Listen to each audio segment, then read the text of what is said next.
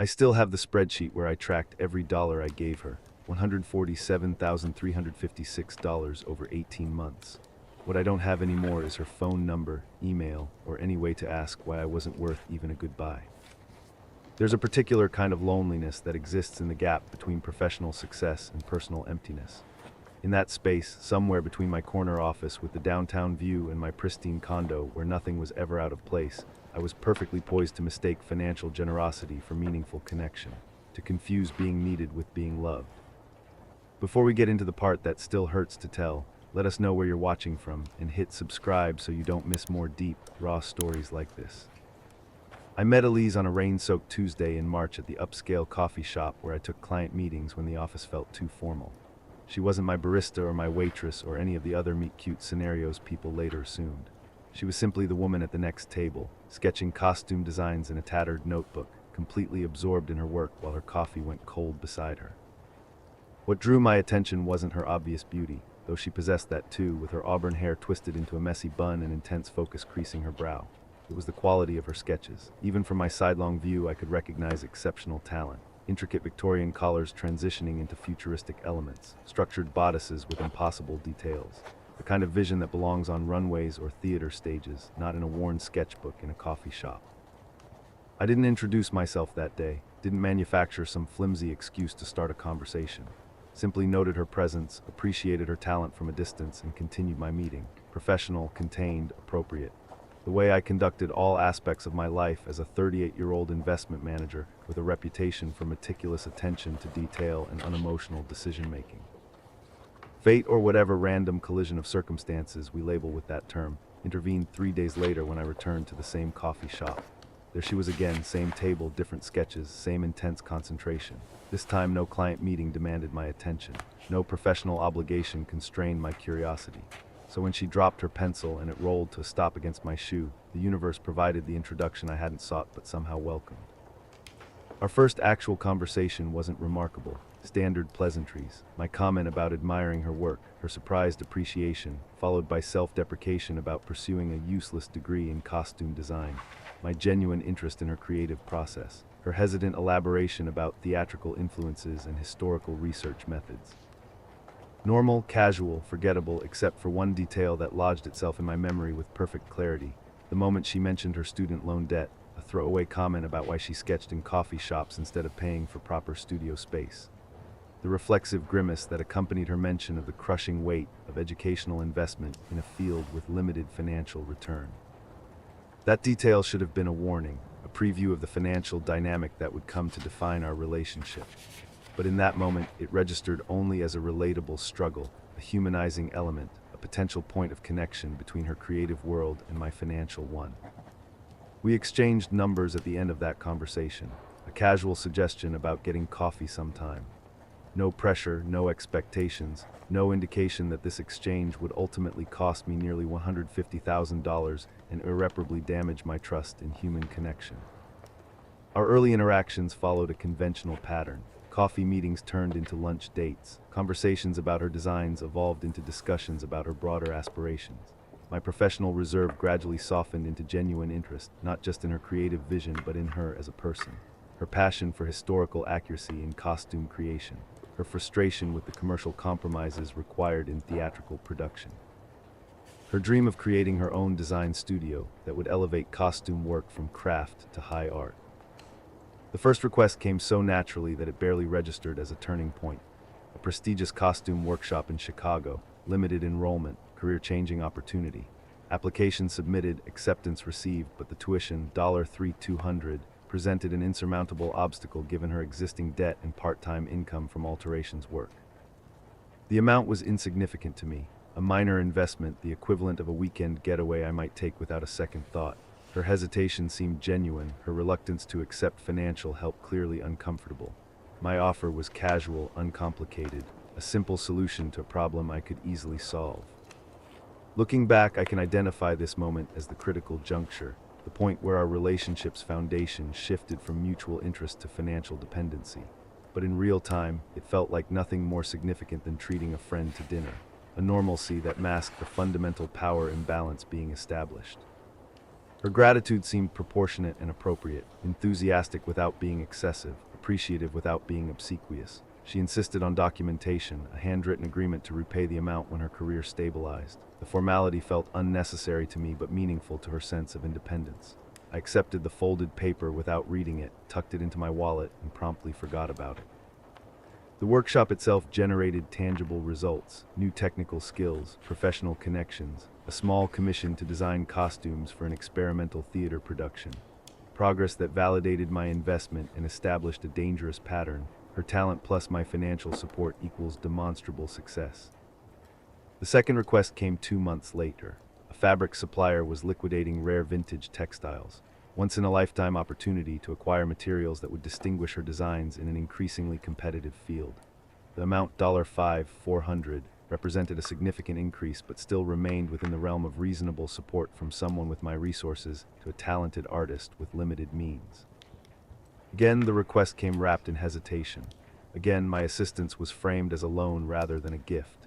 Again, documentation was created, this time a more formal agreement with specific, though ultimately meaningless, repayment terms. The pattern established itself with increasing momentum. Each investment yielded visible progress toward her ultimate goal.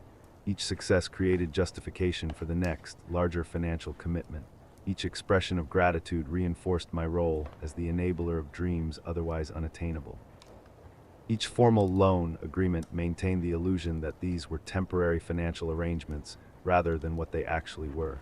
Payments for continued connection to someone whose presence had become increasingly central to my life.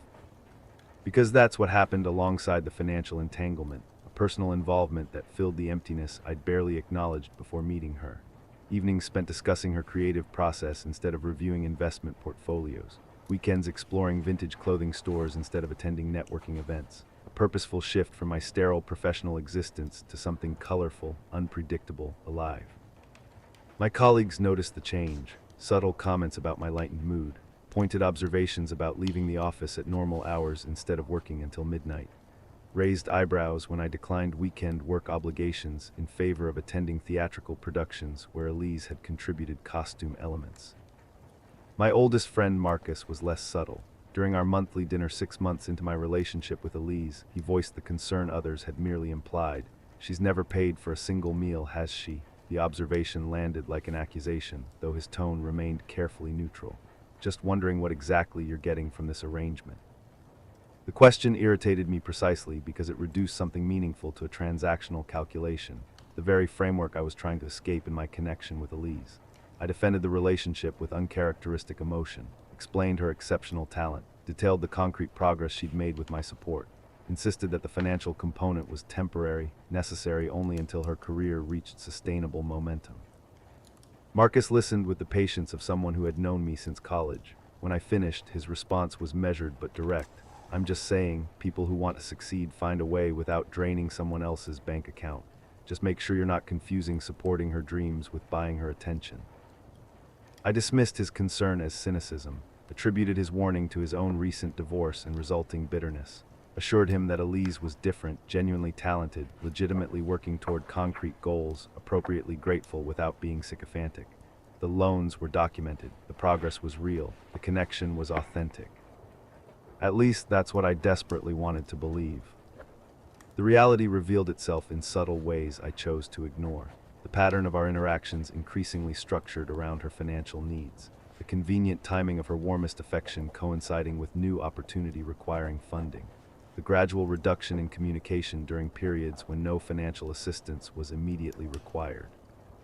Most tellingly, the shifting nature of our personal relationship as the financial one intensified. The initial progression toward romantic involvement that stalled inexplicably. The intimate moments that never quite evolved into defined commitment. The ambiguous territory between friendship and romance where I remained suspended, neither clearly rejected nor fully embraced. 8 months in, the financial support had escalated from workshop tuition to studio space rental, from fabric purchases to equipment investment, from short-term opportunities to longer-term infrastructure, each escalation justified by concrete career advancement, each investment framed as necessary acceleration of inevitable success. The documentation became more formal but ultimately more meaningless, printed agreements with specified terms that we both recognized would never be enforced. the pretense of temporary support growing thinner as the amounts grew larger, the fiction of eventual repayment maintained to preserve her dignity and my self-delusion. My financial manager, the man I hired to manage my money with the same dispassionate precision I applied to my clients' assets, raised the first formal red flag at our quarterly review. An unusual pattern of withdrawals, significant capital movement without corresponding investment activity. The kind of behavior that, had I observed it in a client, would have triggered immediate intervention. His concern was professional, not personal. No judgment about the nature of my spending, merely confirmation that it aligned with my long-term financial strategy. When I explained the funds were supporting an emerging costume designer with exceptional talent, he accepted the justification as a form of private artistic patronage, not uncommon among clients with significant discretionary resources. His only concrete recommendation was documentation, proper contracts, clear terms, defined expectations. A suggestion I acknowledged as reasonable while knowing I would never implement it, because doing so would require acknowledging what was actually happening. Not investment but subsidy, not patronage but payment, not support but purchase. The first genuine crack in my carefully maintained narrative appeared 10 months into our relationship. A major opportunity, a potential costume design role for a Broadway-adjacent production, materialized through a connection Elise had made at the Chicago workshop. The position required relocation to New York, security deposits on an apartment, appropriate wardrobe for a professional theater environment, living expenses until the first paycheck. The total estimated need, $22,000, more than all previous support combined, a sum that couldn't be casually transferred without formal acknowledgement of what was occurring between us.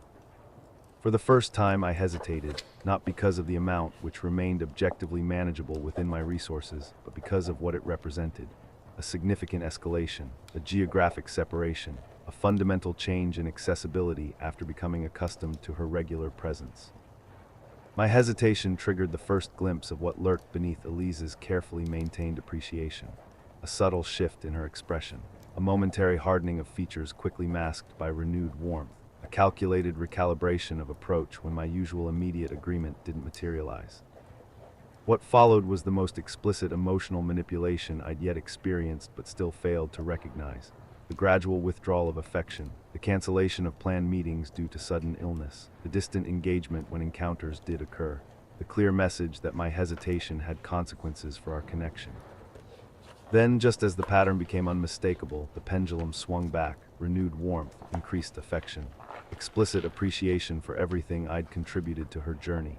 The intoxicating return of the connection I'd come to crave, delivered precisely when my commitment to continue financial support wavered.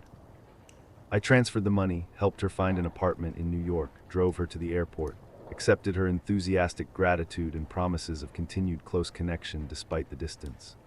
Ignored the hollow feeling as I returned to my empty condo, now emptier without the possibility of her impromptu visits.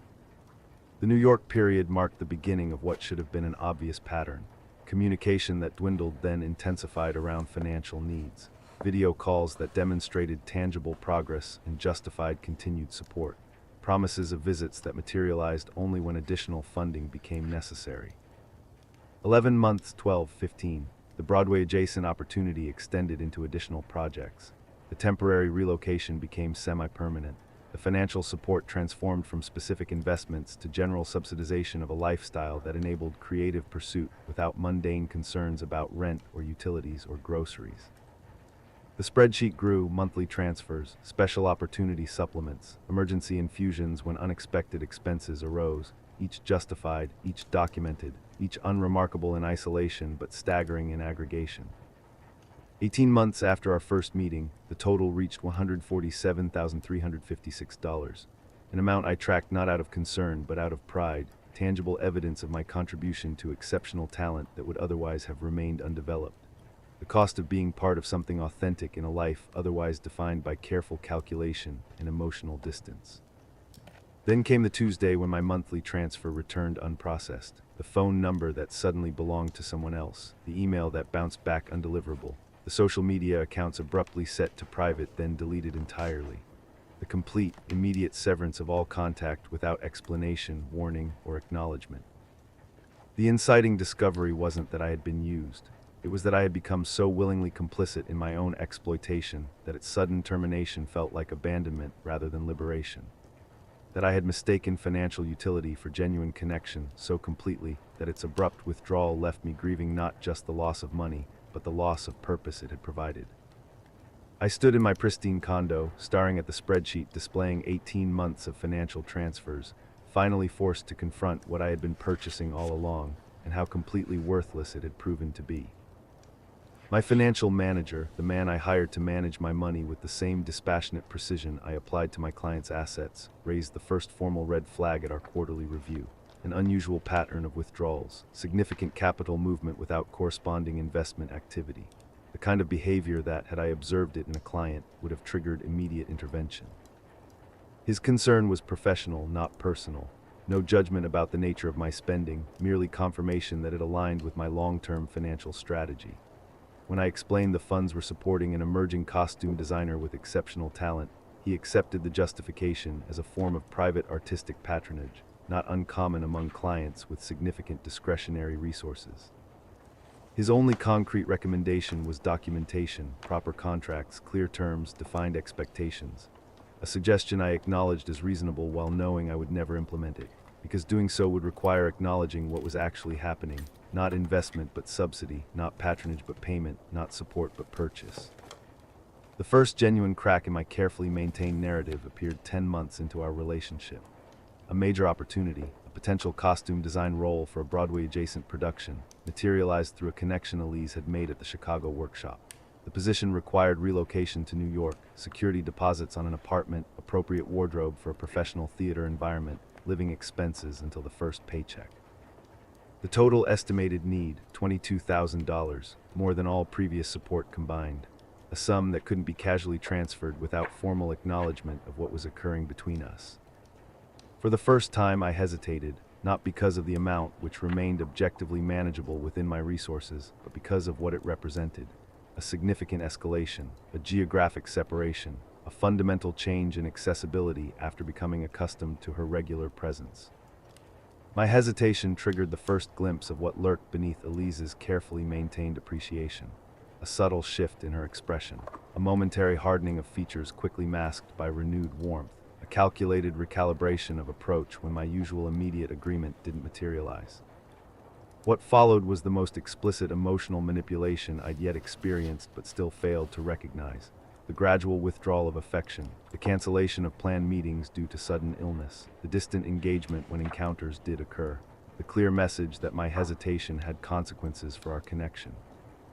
Then, just as the pattern became unmistakable, the pendulum swung back, renewed warmth, increased affection, explicit appreciation for everything I'd contributed to her journey.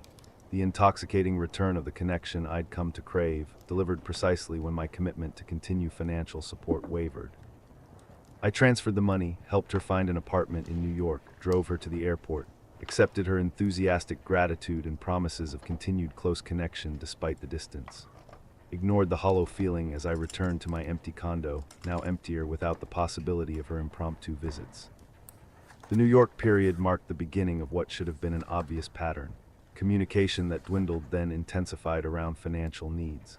Video calls that demonstrated tangible progress and justified continued support. Promises of visits that materialized only when additional funding became necessary. The evidence accumulated in ways I deliberately refused to acknowledge. Text messages that went unanswered for days, then received immediate responses when preceded by inquiries about her career progress. Phone calls that seemed to occur at suspiciously regular intervals, always culminating in some new opportunity requiring financial support. Video chats that featured enthusiastic updates on her creative advances, but strangely limited information about her personal life in New York. My corporate background had trained me to recognize patterns in data, to identify troubling trends in financial behavior, to spot inconsistencies in reported outcomes versus actual results. These same analytical skills mysteriously failed me when applied to Elise's increasingly transparent pattern of engagement, precisely calibrated to financial extraction. 12 months into our relationship, a business trip brought me to New York. The perfect opportunity to visit the studio space I'd been funding for the past 2 months, to see firsthand the creative environment I'd helped establish, to witness in person the professional progress that justified the continued financial support. Elise's response to my announced visit was the first evidence I couldn't rationalize away.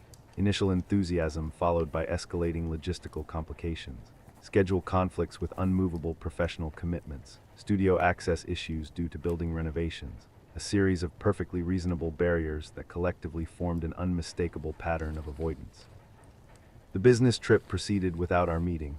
My disappointment was profound but still framed as understanding of her professional obligations. My continued financial support transferred without interruption, despite the growing unease I refused to articulate even to myself. The pattern repeated 3 months later with another New York trip. Different excuses, same outcome. No in-person meeting despite my physical proximity. No opportunity to witness firsthand the studio environment I continued to fund. No tangible confirmation of the career progress that justified ongoing financial commitment. The first explicit confrontation occurred 14 months into our relationship. Not initiated by me, I remained committed to preserving the narrative of enlightened patronage that justified my financial involvement, but by my oldest friend Marcus, who had watched the situation unfold with increasing concern. During our monthly dinner, he placed a folder on the table between us. Inside, printed screenshots of social media posts from an account name I didn't recognize, but Marcus had identified as Elise's private profile, accessible to her actual friends but not to me. Posts depicting a lifestyle inconsistent with the struggling artist narrative she presented in our interactions. Vacations I hadn't funded, luxury purchases unrelated to professional development. Social connections never mentioned in our conversations. Most disturbingly, posts referencing a long-term romantic partner in New York, someone who had existed throughout our entire relationship but never been acknowledged or mentioned in any of our interactions. Someone who appeared in photos taken in the apartment I had paid for, surrounded by the professional equipment I had financed, celebrating the career advances I had subsidized.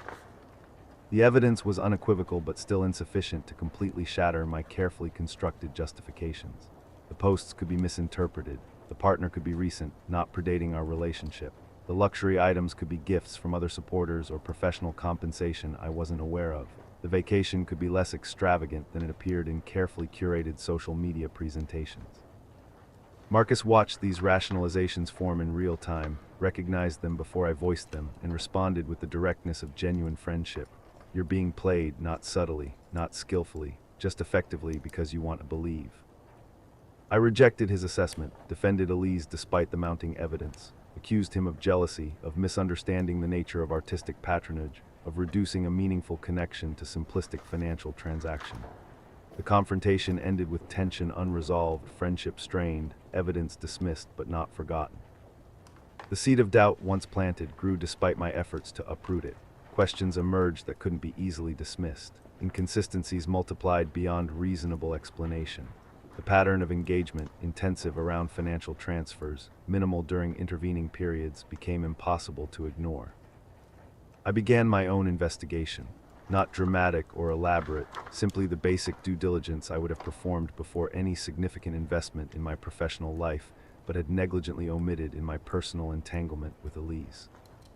The results accumulated with devastating clarity. The prestigious Broadway-adjacent production existed, but Elise's role was significantly smaller than she had portrayed.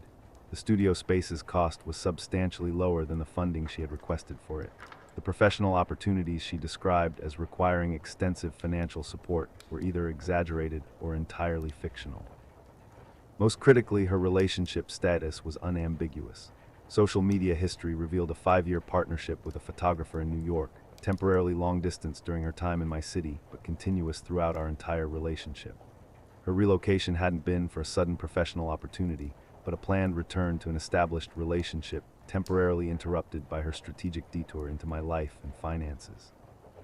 The confrontation, when it finally occurred, was neither dramatic nor satisfying. A carefully worded email detailing the discrepancies I had identified, a request for explanation rather than accusation, an opening for clarification that could potentially preserve some version of the relationship I had invested in both financially and emotionally. Her response arrived 3 days later, brief, unapologetic, framing my investigations as invasive rather than justified, positioning herself as the victim of inappropriate expectations rather than the perpetrator of deliberate deception, recasting our entire relationship as straightforward artistic patronage that I had mistakenly interpreted as something more personal.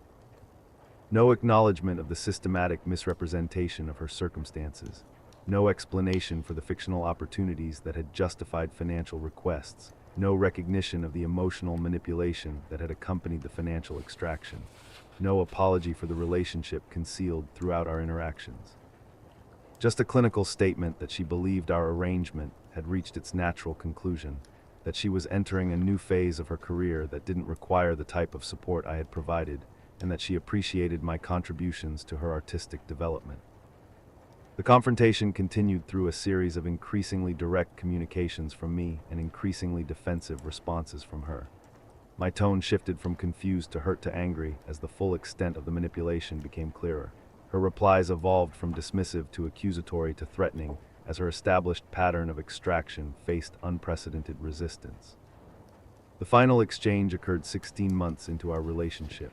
My detailed accounting of all financial support provided contrasted with documented evidence of how those funds had actually been utilized. Her response, a formal cease and desist letter from an attorney, claiming harassment and threatening legal action if I continued attempts to control her artistic expression through financial coercion. The legal threat was groundless but effective, not because I feared legal consequences. The documentation of our financial arrangement was extensive and unambiguous, but because it represented the complete inversion of reality that she had successfully constructed. The transformation of my support into control, my generosity into coercion, my legitimate questions into harassment. I withdrew from the confrontation, not from acceptance of her narrative, but from recognition of its immutability. The realization that no evidence, no logical argument, no emotional appeal would penetrate the alternative reality she had constructed to justify her actions. The financial support ended immediately. The monthly transfers stopped. The special opportunity funds ceased. The emergency supplements terminated. The spreadsheet recording every dollar provided $137, $356 at that point became a static document rather than an ongoing record. For 2 months, silence, no communication initiated by either party, no financial requests from her, no attempts at resolution from me. A period of apparent mutual recognition that whatever had existed between us had conclusively ended.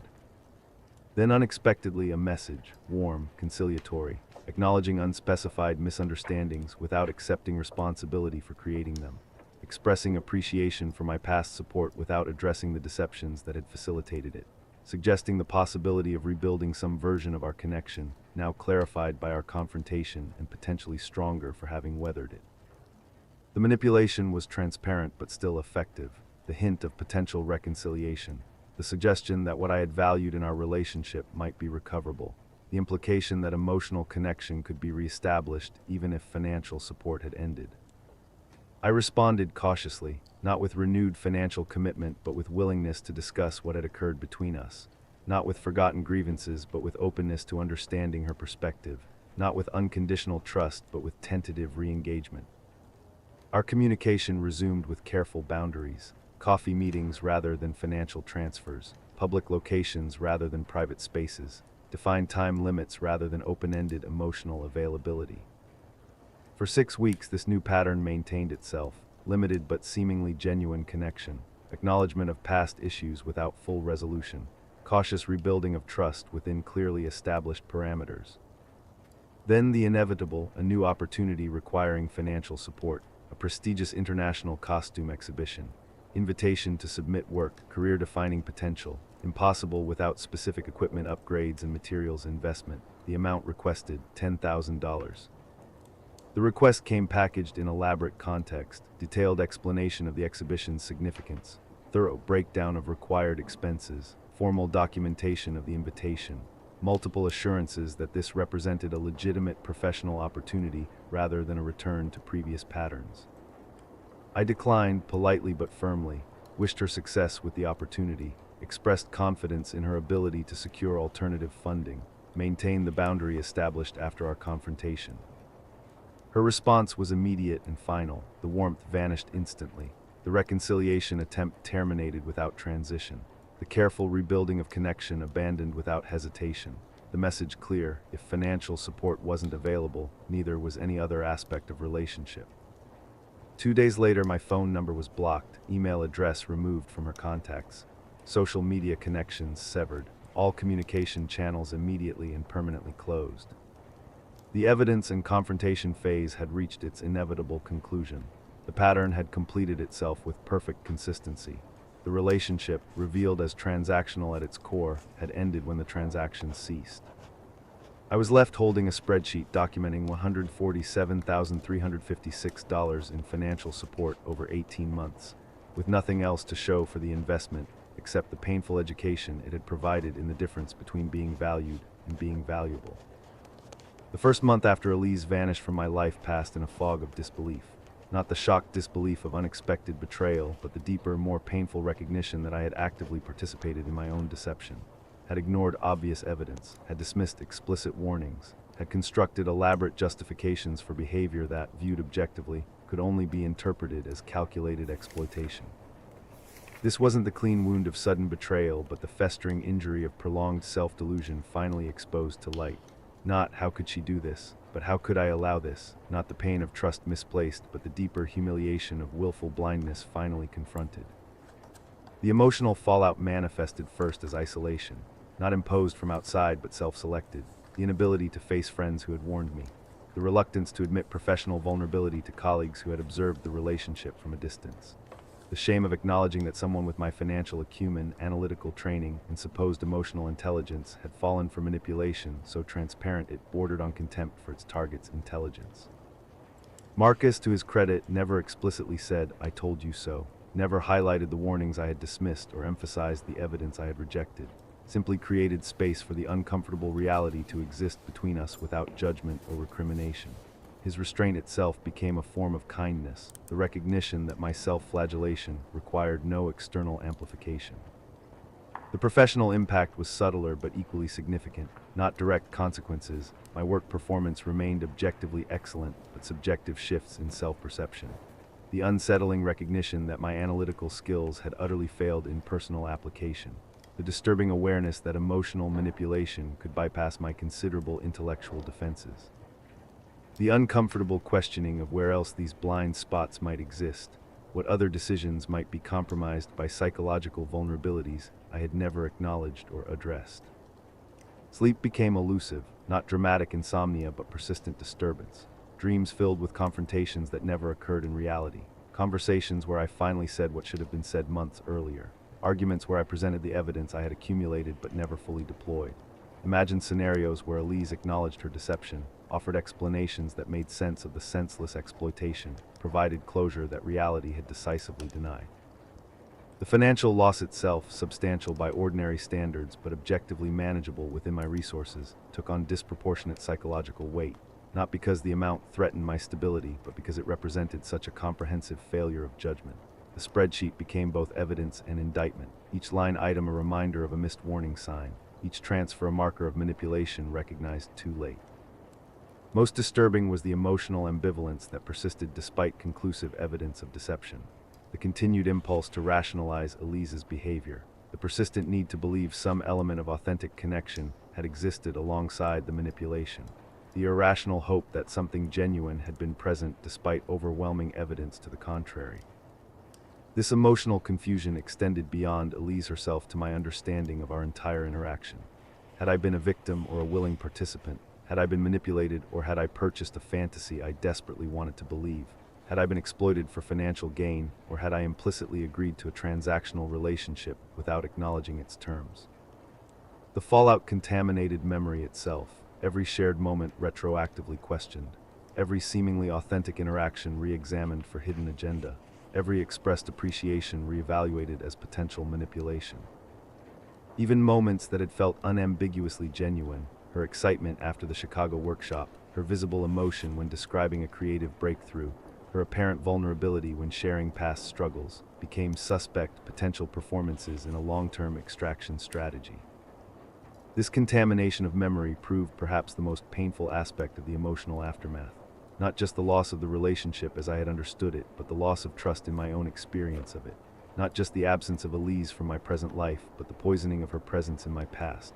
Not just the ending of something I had valued, but the retroactive questioning of whether what I had valued had ever actually existed.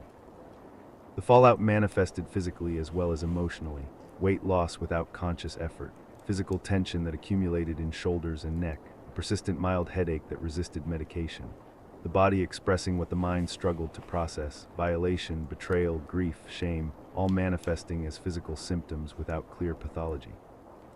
My therapist engaged 3 months after Elise's final disappearance, when it became clear the emotional aftermath wasn't resolving independently, offered a framework that provided partial clarity. I was grieving, not just the loss of a specific person, but the loss of the future I had imagined with her. Not just the end of a relationship, but the death of a narrative I had constructed about myself and my place in her life. Not just financial investment without return, but emotional investment without reciprocation.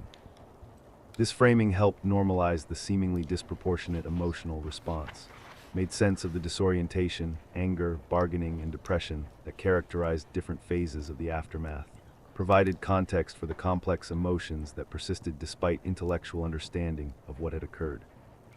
The hardest fallout to address wasn't the anger at Elise, though that existed in abundance, but the fracturing of trust in my own judgment.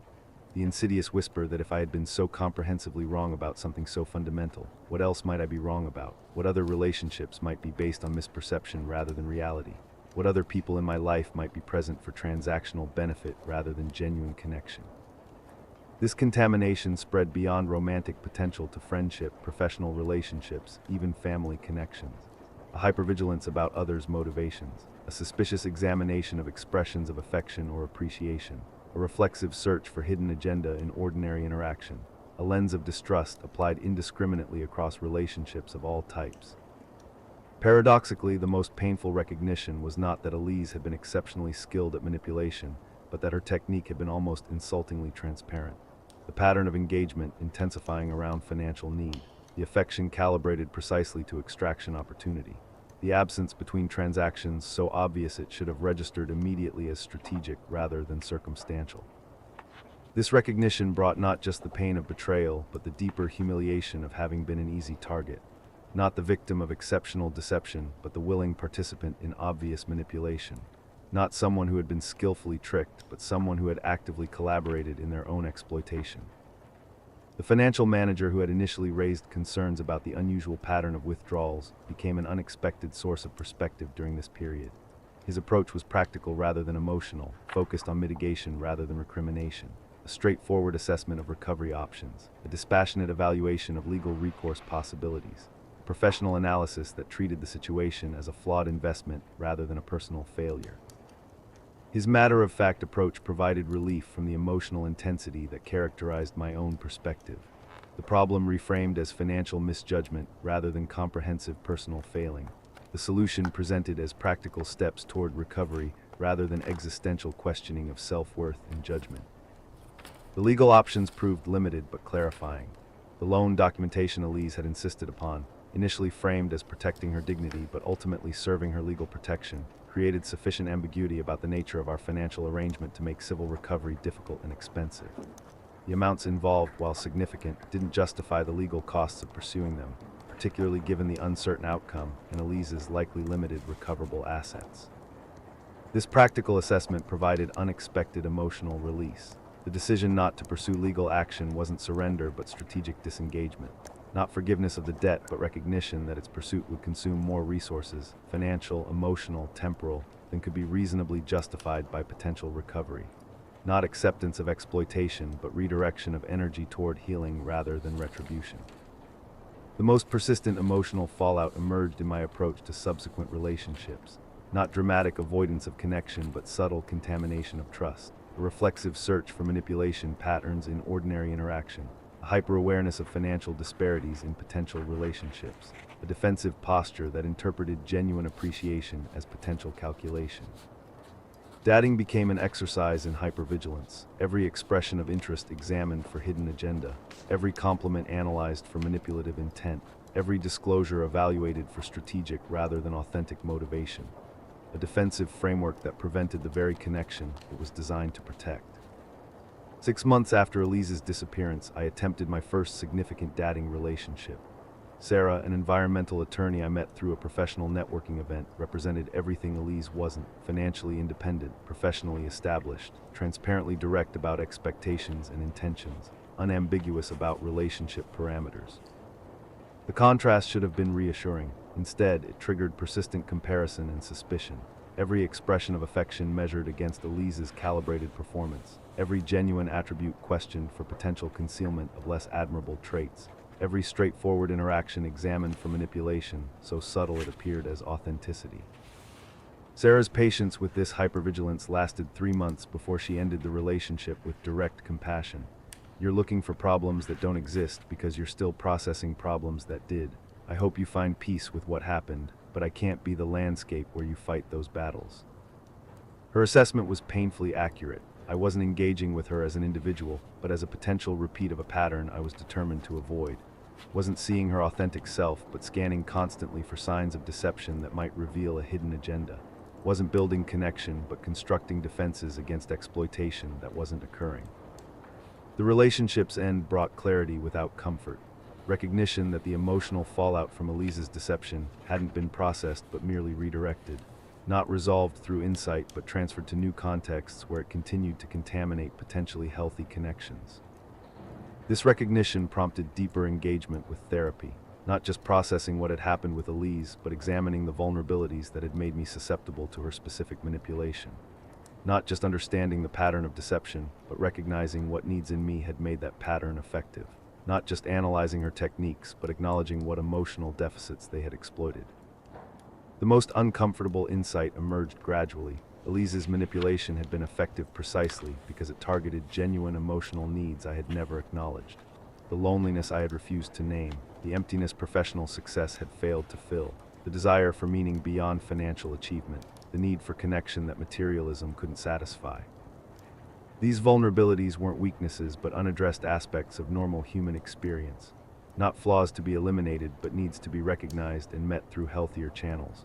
Not shameful deficits but essential components of psychological wholeness I had systematically neglected in pursuit of professional achievement and financial success. 9 months after Elise disappeared, the emotional fallout began to resolve into something more stable. Not complete healing but manageable aftermath. Not freedom from impact but integration of experience. Not return to previous patterns but evolution toward more conscious engagement with both self and others.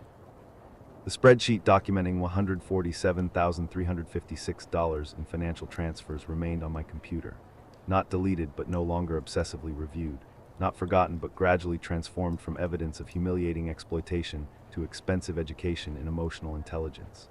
Not dismissed as irrelevant but increasingly integrated as part of a larger narrative of growth and self-awareness.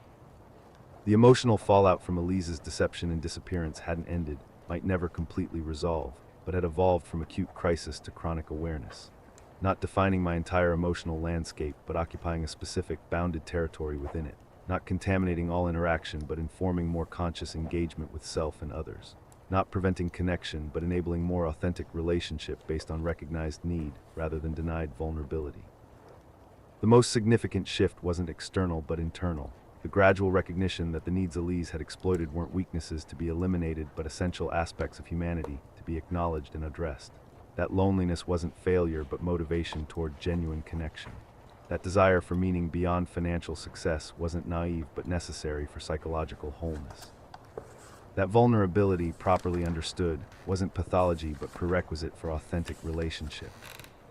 This shift didn't excuse Elise's deliberate exploitation but contextualized my susceptibility to it. Didn't justify her manipulation but explained why specific techniques had proved effective. Didn't absolve her of responsibility but distributed accountability more realistically between perpetrator and participant. The emotional fallout ultimately wasn't just about what had been lost but what had been revealed. Not just financial resources extracted without return but psychological needs exposed without acknowledgement.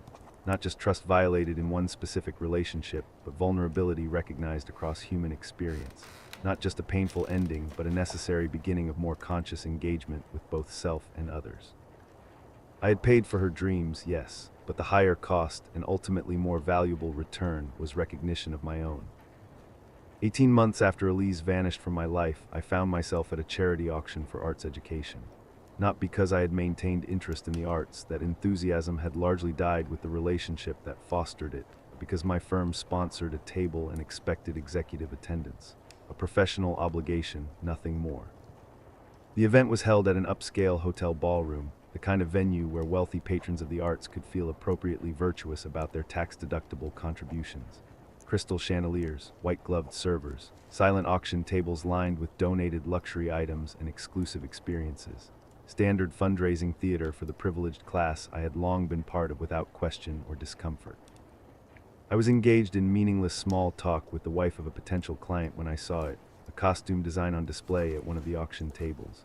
Intricate Victorian collar transitioning into futuristic elements, structured bodice with impossible details, the unmistakable style I had first noticed in a coffee shop sketchbook almost 2 years earlier.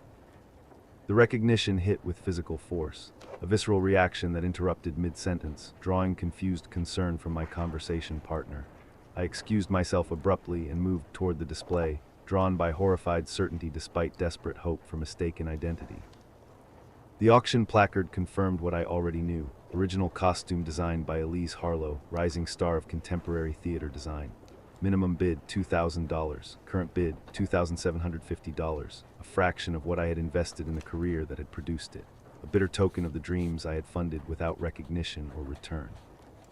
I stood before the display, momentarily paralyzed by conflicting impulses. The urge to tear the design from its display stand, to publicly denounce its creator, to expose the fraudulent foundation beneath the rising star narrative. The competing instinct to retreat, to avoid engagement, to protect myself from further entanglement with someone who had already extracted far too much. Before I could decide on a course of action, a voice beside me shattered the moment's suspended animation. "Her work is extraordinary, isn't it? Such unique vision." I turned to find an older woman studying the costume design with genuine appreciation. Gray hair elegantly styled, understated jewelry that whispered rather than shouted about wealth. The practiced eye of someone who had spent decades evaluating artistic merit rather than following seasonal trends. "Yes," I managed, voice carefully neutral, "very distinctive." "Are you familiar with her other work?" she asked, attention still focused on the design details. The collection she presented at the Garland Foundation showcase last month was remarkable, such a meteoric rise for someone so young. The Garland Foundation, a prestigious arts organization known for identifying and supporting exceptional talent. Another line on Elise's rapidly expanding resume, another stepping stone in the career I had helped launch, another validation of the potential I had recognized and invested in.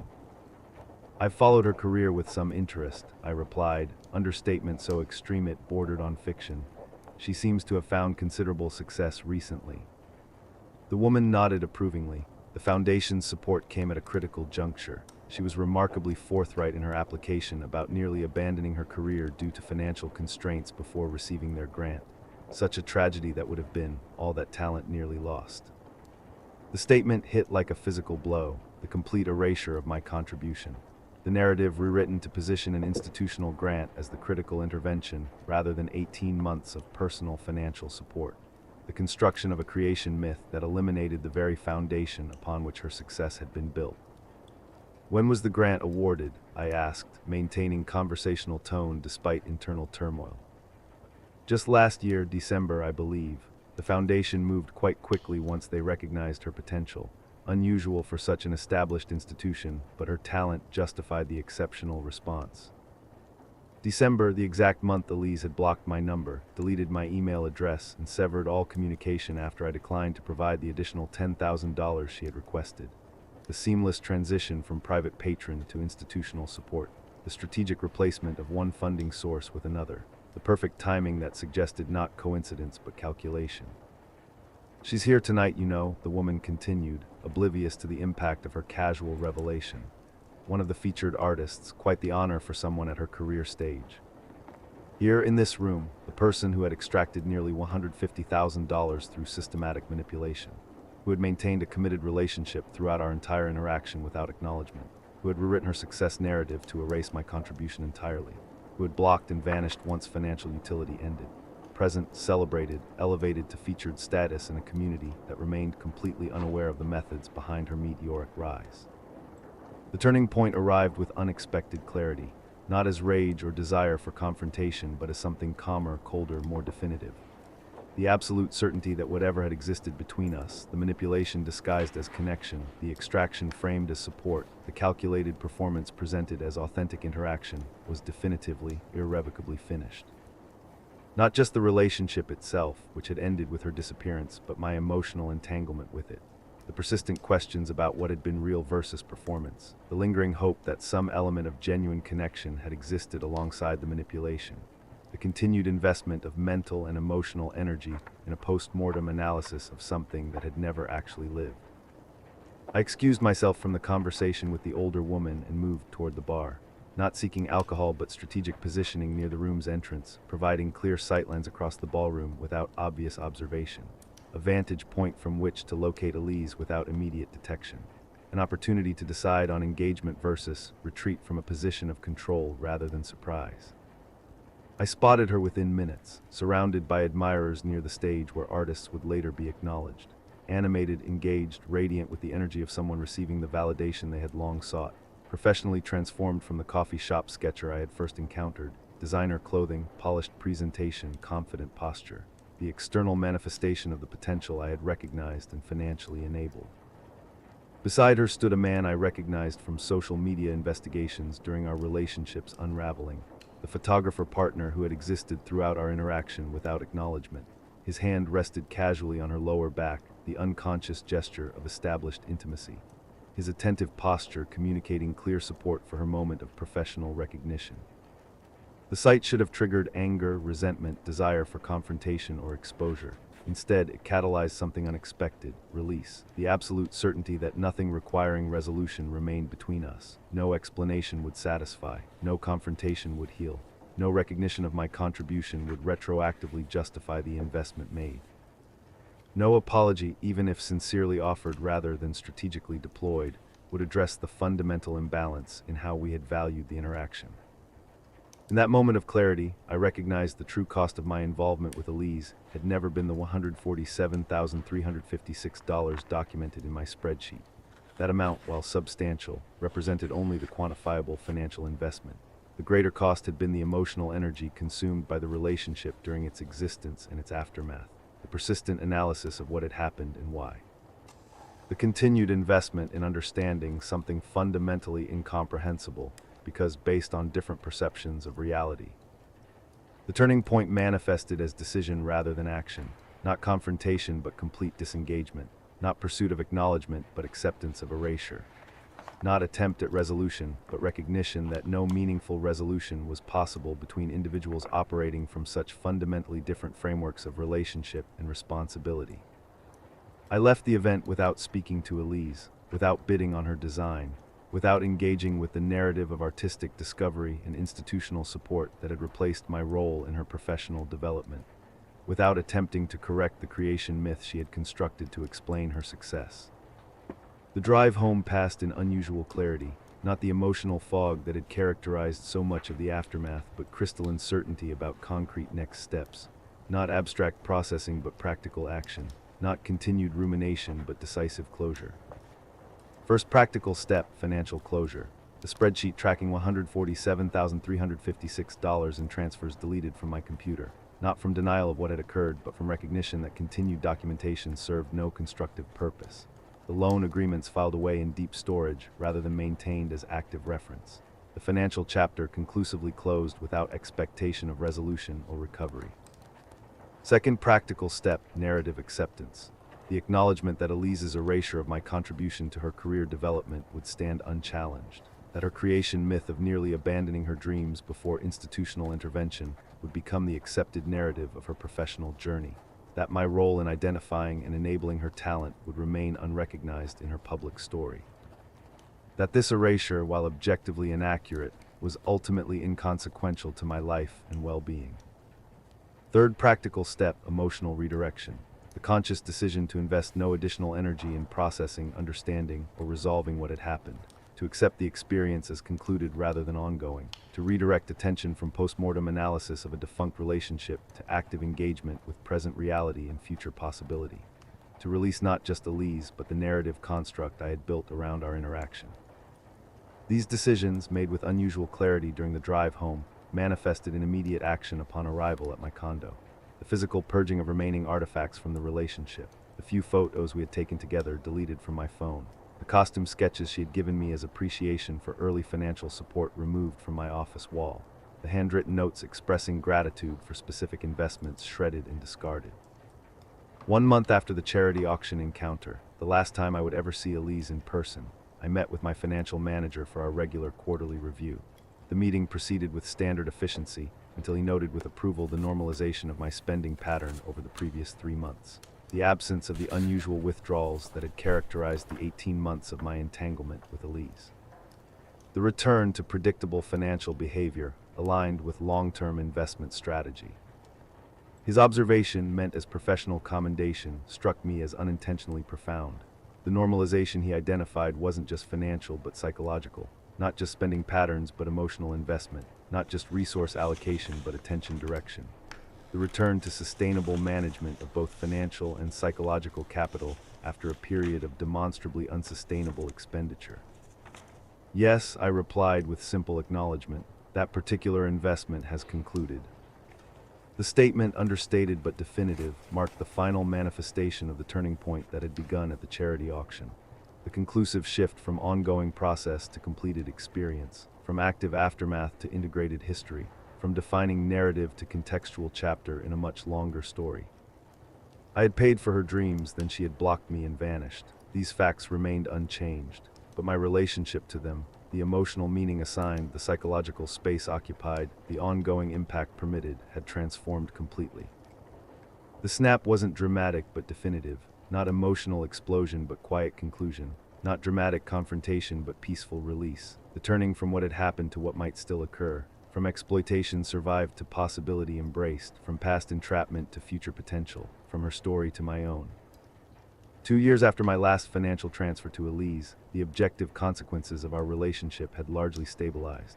The financial impact, while substantial, had been absorbed without catastrophic effect on my overall economic position. The professional disruption, minimal from the start, had resolved completely with continued career advancement. The immediate emotional aftermath had evolved from acute distress to integrated experience. What remained were the subtler, more persistent long-term consequences, the ways in which the experience had fundamentally altered my relationship with money, trust, and connection. Not temporary adjustments, but permanent recalibrations in how I navigated both personal and professional terrain. The most immediate long-term consequence manifested in my approach to financial generosity. Not complete withdrawal from charitable giving or support of others' endeavors, but a fundamental shift in how such support was structured and distributed.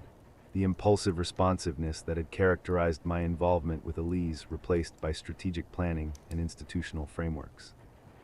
My financial manager, who had observed the entire Elise situation with professional concern but personal restraint, became a key partner in this recalibration. Together, we established a formal charitable foundation, funded with an initial endowment substantially larger than what I had provided to Elise. Not an impulsive response to emotional connection, but a structured vehicle for sustained impact. Not support directed by personal affinity, but distribution guided by established criteria and professional oversight. The foundation focused on educational opportunities for economically disadvantaged students pursuing careers in creative fields, a mission that addressed the genuine need Elise had exploited while eliminating the psychological vulnerabilities that personal connection had exposed, a framework that allowed financial support without emotional entanglement, a structure that provided meaningful assistance without susceptibility to manipulation. This institutionalization of generosity represented not withdrawal from support, but evolution in its expression. Not abandonment of the impulse to help, but maturation in its implementation. Not rejection of the value identified in Elise's talent, but refinement in how such potential could be nurtured without exploitation. The Foundation's establishment addressed the financial consequences of the Elise experience while simultaneously providing partial resolution of its psychological aftermath, the transformation of individual loss into collective opportunity, the redirection of exploitation experienced into prevention of exploitation repeated, the conversion of personal mistake into institutional safeguard. Beyond this structured response, the long-term financial consequences manifested in subtler behavioral shifts. A heightened awareness of transaction patterns in all relationships, a more conscious evaluation of reciprocity in both personal and professional interactions, a clearer distinction between genuine investment and emotional purchase disguised as support. These shifts didn't represent paranoia or withdrawal, but appropriate recalibration of boundaries that had proven dangerously permeable.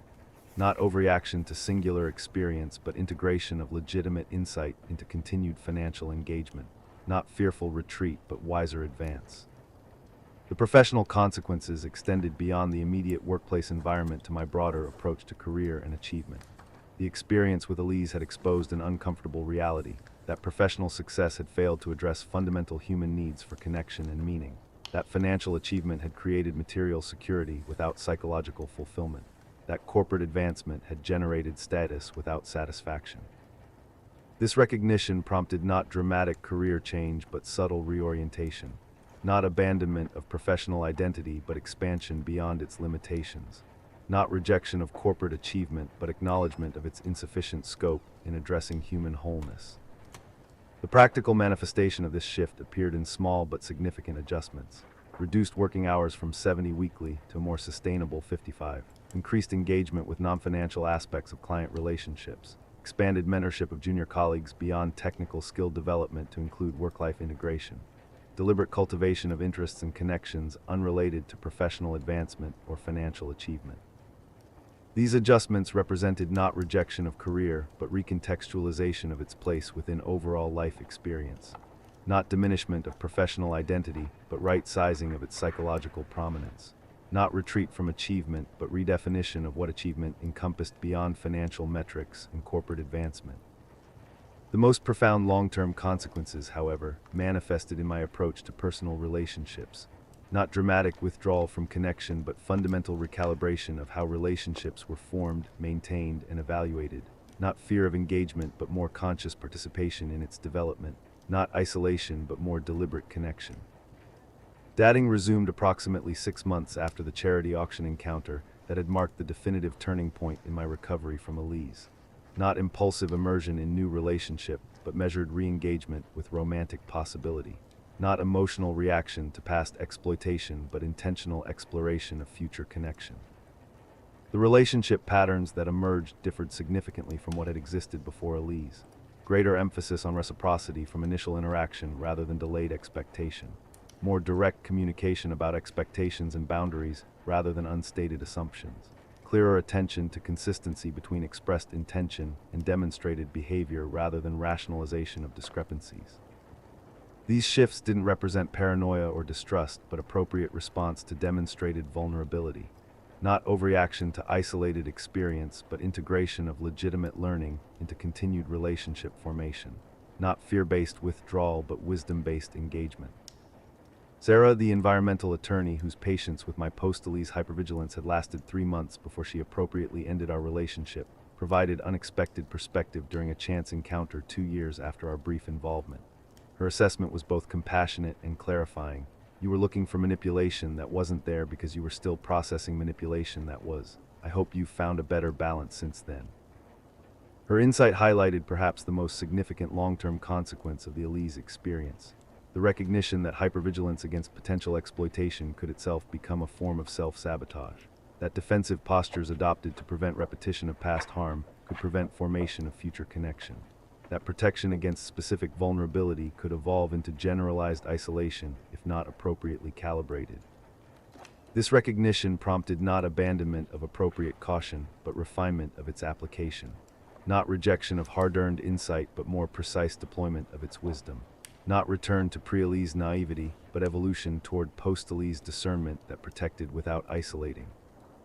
The practical implementation of this refined approach manifested in my relationship with Rebecca, a corporate attorney I met through professional channels approximately 3 years after Elise's disappearance.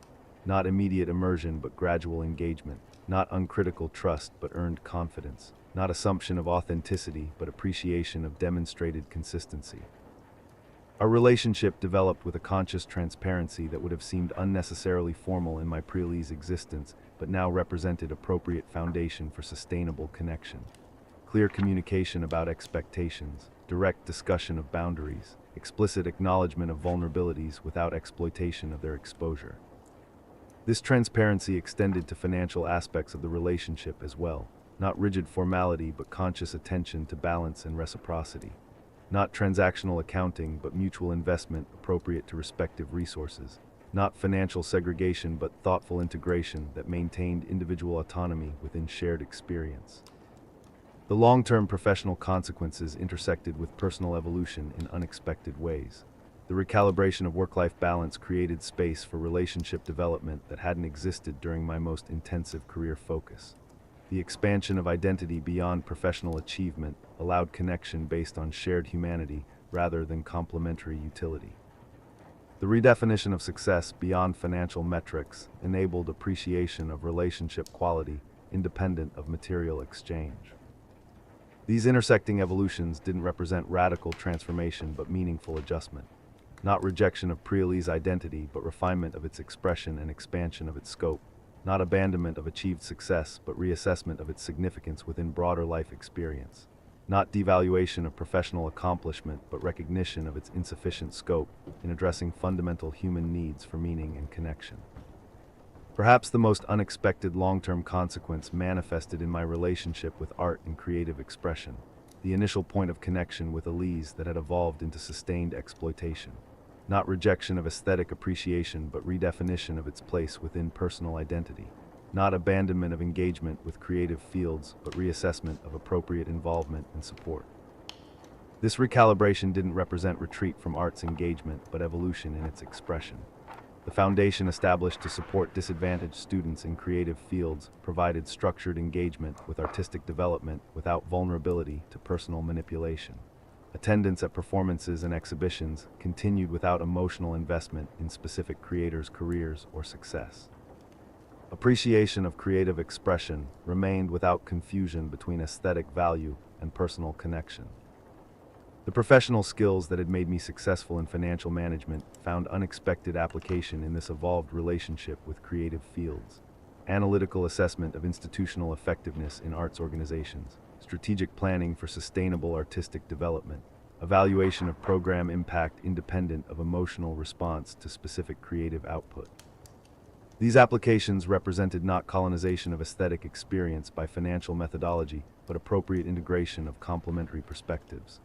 Not reduction of artistic value to economic metrics, but recognition of how structural support could enable creative expression without exploitation or dependency.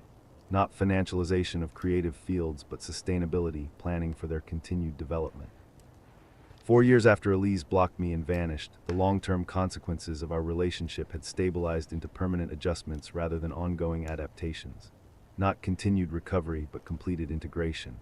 Not persistent processing, but incorporated experience. Not defining trauma, but contextual chapter within broader life narrative. The financial loss $147,356 according to the now deleted spreadsheet had been absorbed without lasting material impact. The emotional investment, immeasurably greater than the financial commitment, had been processed without permanent psychological damage. The trust violation, comprehensive and deliberate, had been addressed without irreparable damage to capacity for appropriate vulnerability and connection. What remained wasn't active consequence but integrated learning, not ongoing cost but incorporated insight. Not persistent wound but developed scar tissue, less sensitive than the original flesh but functionally strong, marking permanent change without continued vulnerability. The most profound long-term consequence wasn't financial, professional, or even relational, but existential, the fundamental shift in how I understood myself and my place in human connection. Not dramatic reinvention but meaningful evolution. Not rejection of previous identity but expansion beyond its limitations. Not abandonment of achieved success, but recognition of its insufficient scope in addressing human wholeness. I had paid for her dreams, then she had blocked me and vanished. That historical reality remained unchanged, but its significance, impact, and ongoing influence had transformed completely, from defining catastrophe to contextual challenge, from inexplicable betrayal to comprehensible exploitation, from evidence of fundamental unworthiness to demonstration of specific vulnerability. The experience hadn't destroyed capacity for generosity but refined its expression, hadn't eliminated ability to trust but calibrated its application, hadn't prevented formation of connection but informed its development, hadn't defined identity but contributed to its evolution. 5 years later, the spreadsheet documenting $147,356 in financial transfers remained deleted from my computer. The relationship that had prompted those transfers remained, concluded without renewal or resolution. The person who had extracted those resources remained absent from my life without contact or communication. But the insight gained from that experience remained present, active, and valuable, not as trauma to be processed, but as wisdom to be applied. Not as loss to be mourned, but as lesson to be utilized. not as defining failure but as contextual challenge within a much longer, more complex, and ultimately more meaningful life narrative than could be captured in a single relationship or documented in a single spreadsheet. I had paid for her dreams, she had blocked me and vanished, and in the space between those events and their aftermath, I had discovered something I hadn't known existed, not just what I had lost, but what I might still become. 5 years, 3 months, and 16 days after Elise blocked me and vanished, I stood in the lobby of Manhattan's Hudson Theater during intermission. Not because of any lingering interest in theatrical costume design or its practitioners, but because Rebecca, now my fiancée, had received tickets from a client and suggested we take advantage of a rare free evening together. The production was a modernized adaptation of a classical Greek tragedy, notable for its innovative staging and, according to the playbill, its revolutionary costume design that seamlessly integrates ancient silhouettes with contemporary materials and technological elements. I hadn't checked the designer's name before attending, hadn't thought to verify the creative team behind the production, hadn't considered the possibility of unexpected intersection with a chapter of my life I considered conclusively closed. Until I opened the playbill during the first act and saw it there in elegant typography, costume designed by Elise Harlow. No emotional surge accompanied the recognition. No physical reaction disrupted my engagement with the performance. Just a moment of cognitive registration followed by calm acknowledgement, a data point noted without emotional disruption. The costumes themselves were objectively impressive, innovative while respecting classical foundations, technically accomplished while maintaining artistic vision. The tangible manifestation of the potential I had recognized in coffee shop sketches half a decade earlier. The professional realization of talent I had financially enabled without acknowledgement or reciprocation. Rebecca noticed my momentary pause while reading the playbill. Her questioning glance met with simple explanation. I know the costume designer from a long time ago. Not dramatic revelation, but straightforward acknowledgement. Not emotional disclosure, but factual statement. The current state of my relationship to that experience, relevant enough to mention, insignificant enough to dismiss.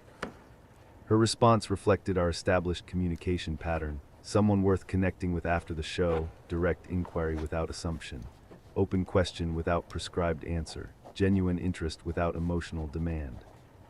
No, I replied with equal directness, an old connection that ended badly, nothing worth revisiting.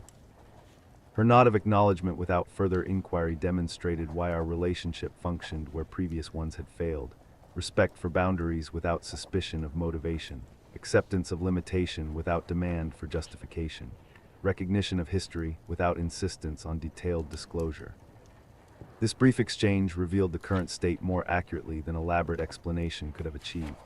The Elise chapter, once emotionally consuming and psychologically defining, had been appropriately relegated to contextual background rather than immediate foreground, not erased or denied but properly proportioned within the broader landscape of life experience. During intermission, I found myself studying the lobby crowd with idle curiosity, not searching for Elise specifically, but open to the possibility of her presence at her own production, not seeking confrontation, but undisturbed by potential encounter, not hopping for resolution, but untroubled by proximate coexistence. She wasn't there, or if she was, I didn't see her. The observation itself carried no emotional charge, neither relief nor disappointment, neither avoidance achieved nor opportunity missed. Simply circumstantial information registered without particular significance.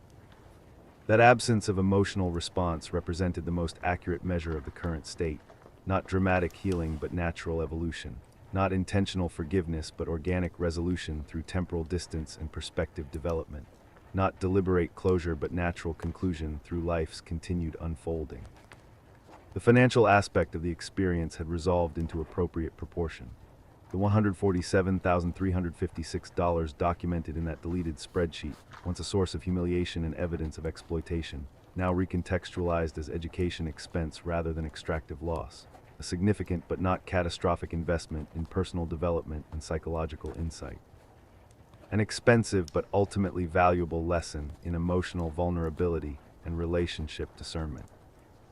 This reframing didn't represent denial of exploitation, but appropriate integration of experience. Not rationalization of manipulation, but recognition of its limited defining power. Not dismissal of legitimate grievance, but refusal to grant it continued emotional authority. The charitable foundation established in response to the Elise experience had distributed over $1.2 million to disadvantaged students pursuing creative education during the past 4 years. Not dramatic compensation for personal loss, but constructive redirection of financial capacity. Not symbolic restitution, but practical application of lessons learned. Not emotional reaction, but strategic response to identified need. The foundation's success offered tangible evidence of exploitation transformed into opportunity, manipulation redirected into legitimate support, personal loss converted to collective gain, not erasure of what had occurred but transcendence of its limiting impact, not denial of injury but refusal to allow it permanent disabling effect. Professionally, the current state reflected stable integration rather than continued adaptation. My career had advanced along expected trajectories, with promotion to managing director of my firm's private client division 3 years after Elise's disappearance. The workaholic tendencies that had characterized my pre-Elise professional identity remained moderated by the recalibration that had followed her exploitation. Not diminished excellence, but enhanced sustainability. Not reduced commitment, but improved integration with non-professional identity and relationships. The most significant current state evidence of lasting change manifested in my relationship with Rebecca. Not dramatic departure from previous patterns, but meaningful evolution in approach to connection formation and maintenance. Not rejection of professional identity, but expansion beyond its limitations. Not abandonment of financial acumen, but application of its analytical frameworks to relationship evaluation and development. Our engagement, formalized 6 months earlier, represented not impulsive emotional response but deliberate commitment following sustained evaluation. Not uncritical immersion but conscious participation. Not blind trust but earned confidence based on demonstrated consistency between expressed intention and observable behavior. The relationship itself embodied the lessons extracted from the Elise experience without being defined or limited by them. Appropriate financial transparency without transactional accounting. Mutual support without exploitative dependency. Shared vulnerability without manipulative leverage. The practical implementation of insight gained through exploitation survived and integrated rather than denied or avoided. Rebecca herself, professionally accomplished, emotionally intelligent, fundamentally self-sufficient, represented not reaction to Elise but evolution beyond the vulnerabilities she had exploited. Not selected for contrasting attributes but appreciated for complementary strengths. Not chosen as antidote to past exploitation, but recognized as partner in continued growth. Our relationship dynamic reflected this evolution in subtle but significant ways. The natural financial imbalance between us, my resources substantially exceeded hers due to career length and industry differences, acknowledged without embarrassment and managed without manipulation. The inevitable emotional asymmetries that characterized different phases of relationship development, recognized without anxiety and addressed without exploitation. The occasional conflicts that emerged between distinct individuals with independent lives and perspectives, engaged without avoidance and resolved without domination. The contrast with the Elise dynamic couldn't have been more pronounced. Not performative appreciation but genuine reciprocity. Not strategic affection but authentic connection. Not calibrated engagement based on extraction potential but consistent presence independent of immediate benefit. This evolution extended beyond romantic partnership to friendship patterns and professional relationships as well. Not dramatic transformation but meaningful adjustment. Not wholesale replacement but thoughtful refinement. Not reactive overcorrection but strategic improvement based on demonstrated vulnerability and identified strength. My friendship with Marcus, the one who had warned about Elise's manipulation and later provided evidence of her concurrent relationship, had deepened through the experience rather than being damaged by initial rejection of his insight. Our monthly dinners continued, now characterized by mutual support rather than one-sided advising. His recent marriage had shifted our relationship dynamic yet again, expanding our connection to include his partner, while maintaining the foundational trust that had survived my temporary blindness during the Elise period. The current state of my relationship with the arts, the initial connection point with Elise, reflected appropriate integration rather than wounded withdrawal, continued appreciation without overinvestment, sustained engagement without emotional entanglement, regular attendance at performances and exhibitions without psychological vulnerability to specific creators or their success narratives. This balanced engagement extended to the very production whose costume design had been created by Elise, objective appreciation of demonstrated talent without emotional response to its source, recognition of artistic achievement without personal investment in its creator, aesthetic evaluation independent of historical connection or psychological significance. The most accurate measure of the current state wasn't absence of memory, but proportion of response. Not forgetting what had happened, but contextualizing its significance within broader life experience. Not denying exploitation encountered, but refusing it definitive influence over ongoing perception and engagement. I remembered Elise, recognized her work, acknowledged our historical connection, but these cognitive processes occurred without emotional disruption or psychological perturbation. The memory existed without emotional charge, the recognition registered without psychological distress, the acknowledgement processed without identity destabilization.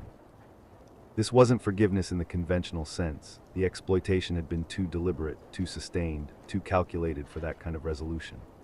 Rather, it represented something more pragmatic, the recognition that continued emotional investment in someone who had demonstrated such comprehensive disregard for mutuality and reciprocity represented ongoing self-harm rather than justified response. Occasionally, I encountered Elise's name in professional contexts.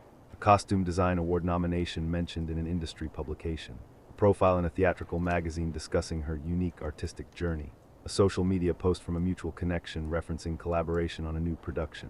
These encounters registered without emotional disruption, noted, acknowledged, contextually processed without disproportionate significance or response.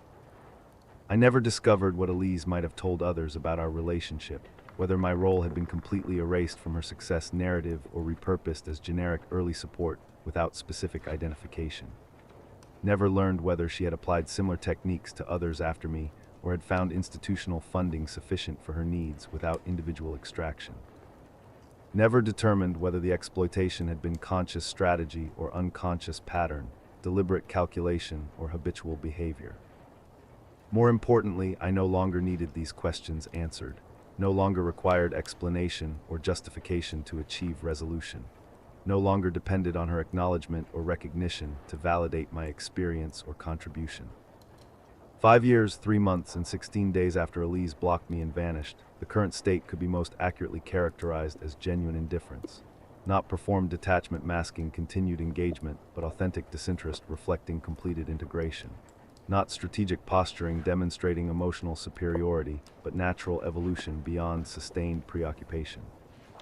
I had paid for her dreams, she had blocked me and vanished. These historical facts remained unchanged, but their emotional significance, psychological impact, and ongoing influence had been appropriately diminished through temporal distance, perspective development, and life advancement. As Rebecca and I returned to our seats for the second act, her hand lightly clasped in mine, the playbill with Elise's name printed inside it rested forgotten on my vacant seat. Not dramatic rejection, but casual disregard. Not intentional dismissal, but natural inattention to what no longer commanded significance or warranted focus. The current state ultimately wasn't about Elise at all. It was about reclaimed autonomy from someone who had never valued it appropriately, about redirected attention toward authentic connection rather than performed appreciation, about shifted focus from exploitation survived to possibility embraced. From what had been lost to what had been found, built, and consciously maintained in the space where exploitation had once existed, but no longer defined or limited what might still become possible. I still have the first sketch Elise ever gave me, a small costume rendering she insisted I accept after I covered her coffee during our third meeting, before the workshop funding, before the fabric purchases, before the apartment deposits and monthly transfers, before the $147,356 documented in that deleted spreadsheet, before the blocked number and vanished presence. Just a simple drawing offered in genuine appreciation for a minor kindness. The sketch sits in my desk drawer, not displayed or showcased, but not destroyed or discarded either.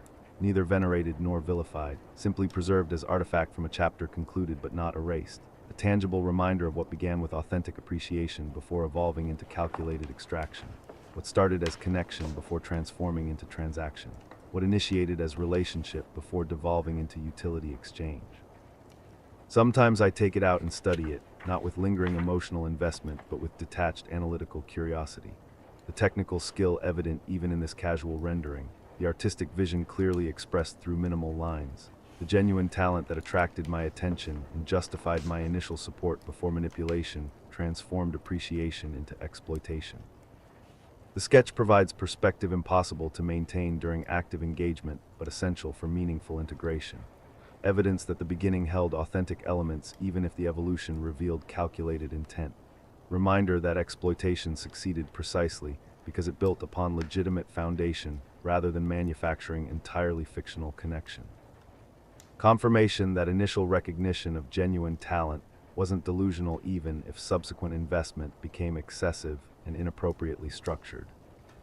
This balanced perspective doesn't excuse or justify what happened, doesn't minimize exploitation experienced or rationalize manipulation deployed, doesn't rewrite history to create false equivalence between supporter and exploiter, victim and perpetrator, investor and extractor. It simply acknowledges the complexity that made the experience both possible and painful, the genuine elements that facilitated the calculated deception, the authentic talent that enabled the strategic extraction, the legitimate connection that evolved into performative appreciation precisely calibrated to financial utility. The sketch's preservation represents neither nostalgic attachment nor traumatic fixation, not sentimental souvenir nor psychological trigger, just historical artifact maintained with appropriate proportion within life's broader context and significance. 7 years after our first coffee shop encounter, I can identify with clarity what I couldn't recognize during active engagement. The exploitation succeeded precisely because it targeted genuine needs I had never acknowledged. The loneliness professional success had failed to address, the emptiness material achievement had been unable to fill, the yearning for meaning beyond financial accumulation and corporate advancement. The desire for connection more authentic than transactional client relationships or strategic professional networking. These needs weren't weaknesses or vulnerabilities in the conventional sense, not psychological deficits requiring clinical intervention or pathological failures demanding therapeutic correction. Just normal human requirements for meaningful existence that my achievement-oriented lifestyle had systematically neglected while pursuing financial success and professional advancement. Elise didn't create these needs but identified and exploited them with precision. Didn't implant these desires but targeted them with calculated effectiveness. Didn't manufacture these emotional gaps but filled them temporarily with performative connection explicitly calibrated to extraction potential. The most valuable insight extracted from the experience wasn't about Elise at all, her motivations, methods, or justifications, but about myself. Not dramatic self-revelation but incremental self-recognition. Not wholesale identity reconstruction but targeted recalibration based on demonstrated vulnerability and identified need. This insight didn't prompt radical transformation but meaningful adjustment. Not rejection of professional identity but expansion beyond its limitations. Not abandonment of financial acumen but application of its analytical frameworks to relationship evaluation and development. Not withdrawal from achievement orientation but integration of success metrics beyond material accumulation and corporate advancement. The financial loss itself, $147,356 over 18 months, had been recontextualized not as evidence of humiliating exploitation, but as tuition for essential education. A significant but not catastrophic investment in personal development and psychological insight. An expensive but ultimately valuable lesson in emotional vulnerability and relationship discernment. This reframing didn't represent denial or rationalization, but appropriate integration. Not dismissal of legitimate grievance but refusal to grant it continued emotional authority. Not forgetting what happened but contextualizing its significance within broader life experience. Perhaps the most meaningful outcome emerged not from direct response to the experience but from strategic redirection of its insights and implications. The charitable foundation established to support disadvantaged students in creative fields embodied this constructive redirection. Not emotional reaction but strategic response to identified need. Not symbolic restitution but practical application of lessons learned. The Foundation's work, over $1.2 million distributed to more than 70 students during the past 5 years, provided tangible evidence of exploitation transformed into opportunity.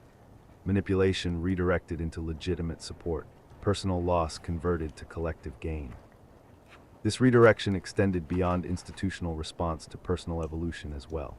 The relationship patterns that had made me vulnerable to Elise's specific exploitation, unacknowledged emotional needs, unexamined loneliness, unaddressed desire for meaning beyond material success, hadn't been eliminated but consciously engaged. Not dramatic psychological reconstruction but incremental adjustment based on demonstrated vulnerability and identified strength. My engagement to Rebecca represented not reaction to past exploitation, but evolution beyond the patterns that had facilitated it. Not selected for contrasting attributes, but appreciated for complementary strengths. Not chosen as antidote to experienced manipulation, but recognized as partner in continued growth and development. Our relationship dynamic reflected this evolution in subtle but significant ways. The natural financial imbalance between us, acknowledged without embarrassment and managed without manipulation. The inevitable emotional asymmetries that characterized relationship development, recognized without anxiety and addressed without exploitation. The occasional conflicts that emerged between distinct individuals with independent lives, engaged without avoidance and resolved without domination. The contrast with the Elise dynamic couldn't have been more pronounced. Not performative appreciation but genuine reciprocity. Not strategic affection but authentic connection. Not calibrated engagement based on extraction potential but consistent presence independent of immediate benefit. 7 years after that first coffee shop encounter, I no longer needed answers to questions that once seemed essential. Whether Elise's exploitation had been conscious strategy or unconscious pattern.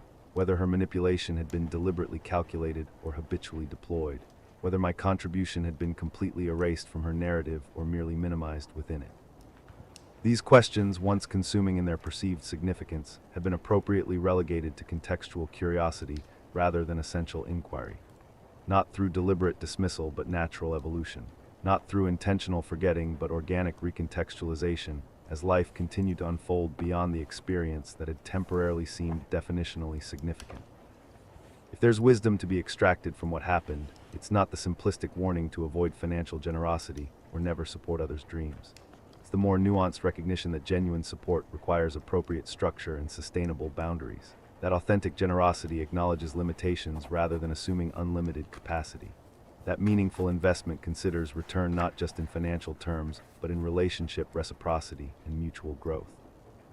This wisdom hadn't emerged immediately or completely, not through dramatic epiphany but incremental integration, not through decisive moment but gradual accumulation of perspective gained through temporal distance and continued life experience, not through intentional processing but natural evolution as the experience was absorbed into broader life narrative rather than maintained as defining event. The most accurate measure of integration wasn't absence of memory, but proportion of response. Not forgetting what had happened, but contextualizing its significance within appropriate boundaries. Not denying exploitation encountered, but refusing it definitive influence over ongoing perception and engagement. I remembered Elise, recognized her work when encountered, acknowledged our historical connection when contextually relevant, but these cognitive processes occurred without emotional disruption or psychological perturbation. The memory existed without emotional charge. The recognition registered without psychological distress. The acknowledgement processed without identity destabilization. 7 years later, the most persistent question people ask when hearing abbreviated versions of the experience isn't about Elise's motivations or methods, but about my emotional response. Do I regret what happened? The honest answer contains more nuance than the question's simplicity might suggest. I regret the exploitation experienced, but not the insight gained through its integration. Regret the manipulation encountered, but not the growth catalyzed by its recognition. Regret the financial loss sustained, but not the recalibration it ultimately facilitated in both material investment and emotional engagement. This balanced assessment doesn't represent rationalization or denial, but appropriate integration. Not dismissal of legitimate grievance, but refusal to allow it definitional authority over subsequent experience. Not forgetting what happened, but contextualizing its significance within broader life narrative. The sketch remains in my desk drawer, neither displayed nor destroyed. The spreadsheet documenting $147,356 in financial transfers remains deleted from my computer, neither maintained nor required. The experience itself remains incorporated within broader life narrative, neither denied nor determining. I had paid for her dreams, she had blocked me and vanished. These historical facts remained unchanged, but their emotional significance, psychological impact, and ongoing influence had evolved through temporal distance, perspective development, and life advancement. The final measure of integration isn't dramatic transformation but appropriate proportion. Not wholesale reinvention but incremental evolution. Not reactive rejection but strategic incorporation of legitimate insight while discarding inappropriate influence. 7 years later, when I occasionally encounter Elise's name in professional contexts or see her work in theatrical productions, the recognition registers without emotional disruption. Noted, acknowledged, contextually processed without disproportionate significance or response. Not because the experience wasn't significant when it occurred, not because the exploitation wasn't real or the manipulation wasn't calculated, not because the financial loss wasn't substantial or the psychological impact wasn't considerable, but because life continued beyond what had temporarily seemed like defining catastrophe, because growth emerged from what had initially registered as comprehensive failure, because perspective developed through what had originally appeared as irrecoverable loss. The most valuable recognition wasn't about Elise at all, but about the fundamental resilience of human identity when faced with exploitation, manipulation, and betrayal. Not dramatic recovery but incremental integration. Not wholesale reconstruction but targeted recalibration. Not complete reinvention but strategic evolution based on demonstrated vulnerability and identified strength. I still have the first sketch Elise ever gave me, still remember the coffee shop where our interaction began, still maintain awareness of the financial support provided and exploitation experienced, still acknowledge the manipulation encountered and the insight gained through its recognition and integration. But these cognitive processes no longer carry emotional charge or psychological significance beyond appropriate contextual proportion. The memory exists without disruption. The recognition registers without distress. The acknowledgement processes without destabilization. I had paid for her dreams, she had blocked me and vanished. And in the space between those events and their aftermath, I had discovered something I hadn't known existed. Not just what I had lost, but what I might still become when exploitation survived, became opportunity embraced, and manipulation endured, transformed into wisdom applied. Not despite what happened, but because of it. Not through denial of experience, but through its integration. Not by forgetting the past, but by refusing to allow it to limit or define what might still be possible in a future, no longer constrained by exploitation survived, but liberated through resilience demonstrated and capacity reclaimed. The sketch remains in my drawer, the experience remains in my history, and life, beautiful, complex, challenging, rewarding life, continues to unfold in directions unimaginable when money transferred, contact blocked, and presence vanished. Beyond what was paid, beyond what was lost, beyond what once seemed definingly significant but now registers as appropriately contextual within a story much larger, more complex, and ultimately more meaningful than any single chapter, no matter how costly, could possibly contain or constrain.